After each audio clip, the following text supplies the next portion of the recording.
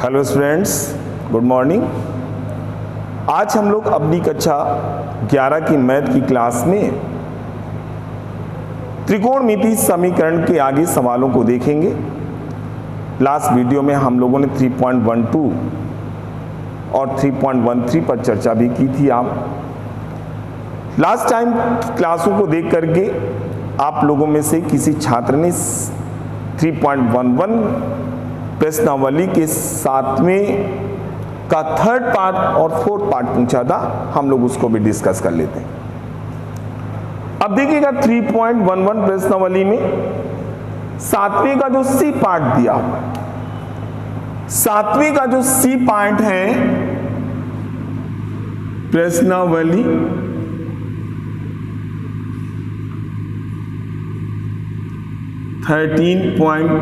3.11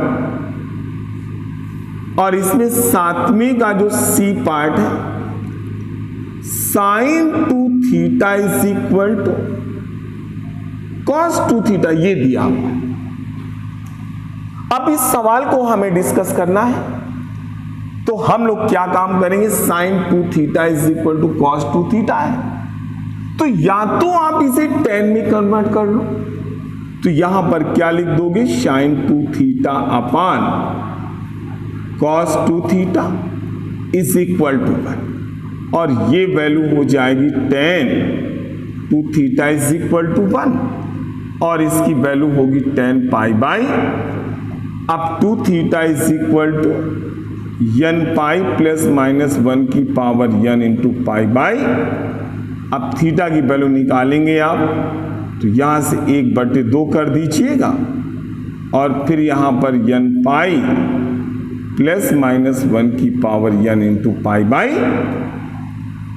ये आपका वो प्रॉब्लम है जो आपने पूछा हुआ था, और फिर इसी में इसका डी पार्ट आपको दिया हुआ है, और डी पार्ट में आपसे कह रहा है कॉस स्क्वायर थीटा, 7वें का D part cos square theta minus sine theta cos theta plus 1/2 is equal to 0। यहां भी -1 है बेटा, ये आपको दिया, और हमें इसको सॉल्व करना है।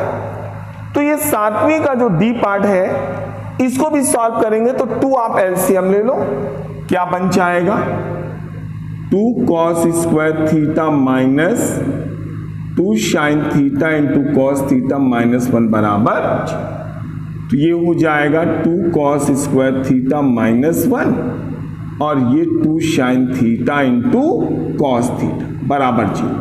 ये होती है वैल्यू कॉस 2 थीटा की माइनस ये वैल्यू साइन 2 थीटा की बराबर 0।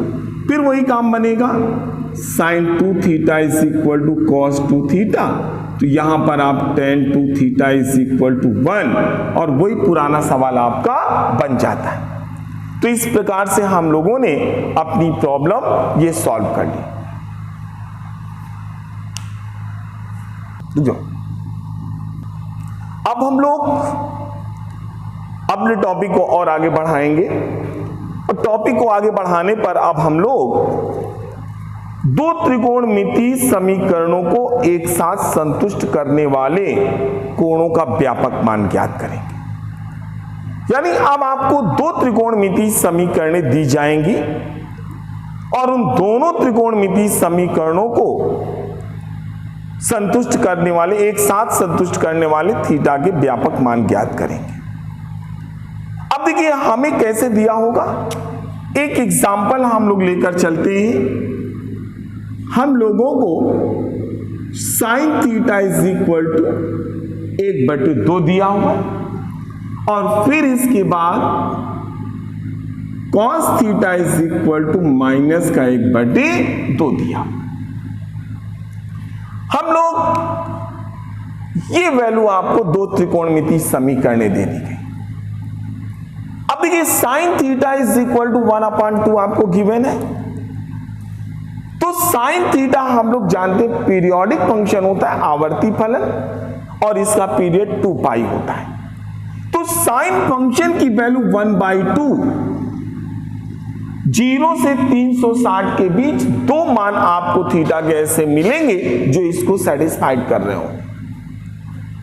देखिए कौन कौन से। तो इस त्रिकोणमितीय समीकरण में थीटा की वैल्यू एक तो आ जाएगी 30 डिग्री और दूसरी हो जाएगी 150 डिग्री। अब देखो साइन यहां पे 30 का मान भी 1/2 होता है और साइन 150 को आप साइन 180 माइनस 30 लिख लोगे। द्वितीय चतुर्थांश में साइन 30 बन जाएगा, ये भी बिल्कुल वही। इसी प्रकार यहां पर देखो cos theta is equal to minus 1/2 है, तो इसको जब हम लोग देखेंगे तो यहां पर कौन कौन सी आपको वैल्यू प्राप्त होंगी। तो cos 120 का मान ये हम लोग जानते हैं cos, तो यहां पर थीटा की कौन कौन सी वैल्यू आपको मिल रही है। ये तो 120 डिग्री आपको मिल गई, बात समझ में आ रही है 120 डिग्री। और फिर यदि हम लोग देखेंगे cos 150 निकालिए, तो cos 150 पर आपको देखो कॉमन वैल्यू नहीं आएगी, इसका मतलब त्रिकोणमितीय समीकरण में थोड़ा सा चेंज कर लीजिए, यहां पर √3/2 कर लो। अब यहां पर थीटा की वैल्यू आपको कौन कौन सी मिल जाएगी। एक तो आपको 60 डिग्री मिल जाएगी और दूसरी 120 डिग्री मिल जाएगी। अब यहां पर थीटा की वैल्यू देखो, एक तो 120 डिग्री आपको मिल जाएगी और दूसरी वैल्यू जो आपको प्राप्त होगी वो 180 में आप 60 जोड़ दो 240, ये यानी यहां पर दो वैल्यू आपको थीटा की 0 से 360 के बीच मिलेंगी, यहां पर भी थीटा की दो वैल्यू 0 और 360 के बीच में मिलेंगी। और इनमें देखिएगा जो मान उभयनिष्ठ हो, दोनों में कॉमन हो, यानी कॉमन वैल्यू कौन सी है 120 डिग्री। तो ये 120 डिग्री को आप रेडियन में बदल दो और इसको जब आप रेडियन में बदलोगे 120 डिग्री के तो π/180 कर लोगे और यहां पर 2π/3 बन जाएगा। और अर्थात अब हम थीटा की जो वैल्यू निकालेंगे 2nπ प्लस 2π/3, यही व्यापक वैल्यू आप रख करके अपनी त्रिकोणमितीय समीकरण को सॉल्व करोगे। अब हम लोग देखो 3.13 प्रश्नावली में ही कुछ सवाल और लेकर चलते हैं। जैसे यहीं पर हमारे पास एक सवाल दिया हुआ है आपको 3.13 में और ये दिया हुआ है 22 नंबर। आपसे कह रहा है cot theta is equal to minus का √3 और फिर आपको cosec theta is equal to minus का 2 दिया हुआ है, माइनस का।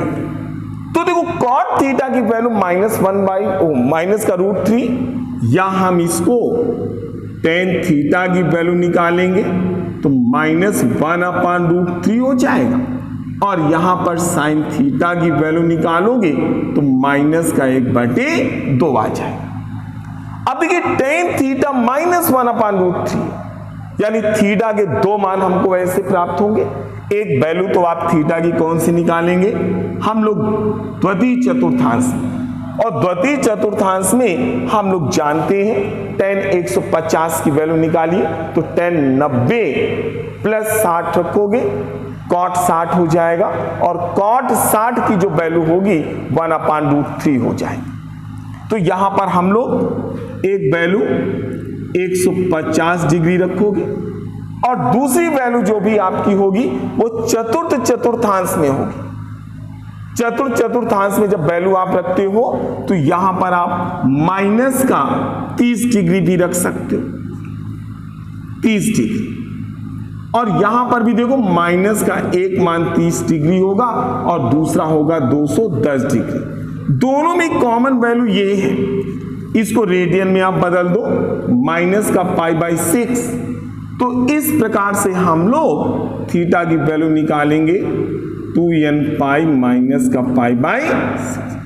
तो इस प्रकार से हम लोगों ने दो त्रिकोणमितीय समीकरणों को एक साथ संतुष्ट करने वाले थीटा के व्यापक मानों को सॉल्व कर लेते हैं। एक एग्जांपल इसी में और लेकर, एक सवाल और लेकर चलते हैं हम लोग और इसमें देखिएगा क्या दिया हुआ है आपको। एक सवाल और लेकर चलेंगे तो इसमें sine theta is equal to 1/√2 और फिर आपको दिया हुआ sec theta is equal to minus का √2, ये आपको दिया हुआ। अब इसको देखिएगा, तो इसमें हम लोग थीटा के दो मान, एक मान 45 डिग्री हो जाएगा और दूसरा 135 डिग्री। इसमें देखिएगा, इसी को आप ऐसे भी लिख देना, cos theta is equal to minus का 1/√2। तो थीटा का कौन कौन सा मान आएगा, 135 डिग्री आ जाएगा और एक हो जाएगा आपका 225 डिग्री, क्योंकि 180 में आप 45 जोड़ोगे तो 225 डिग्री। दोनों में कॉमन वैल्यू कौन सी है, 3π/4 यानी 135 डिग्री। अतः हम लोग थीटा की वैल्यू निकालेंगे 2n प्लस का 3π/4। तो इस प्रकार से हम लोगों को दो त्रिकोणमितीय समीकरण मिल जाएंगी, तो उनको एक साथ सेटिस्फाइड करने वाले थीटा के व्यापक मानों को सॉल्व कर लेते हैं। तो इस प्रॉब्लम के आधार पर जो भी प्रश्नावली के आपके बचे हुए सवाल हैं उनको आप विधिवत सॉल्व कीजिएगा। नेक्स्ट वीडियो में हम लोग अगले टॉपिकों पर डिस्कशन करेंगे, दूसरे प्रकार की त्रिकोणमितीय समीकरण देखेंगे और उनको सॉल्व करना सीखेंगे। आप लोग इस आधार पर जितने भी सवाल आपको मिलते जाएं उनको सॉल्व कर लीजिएगा।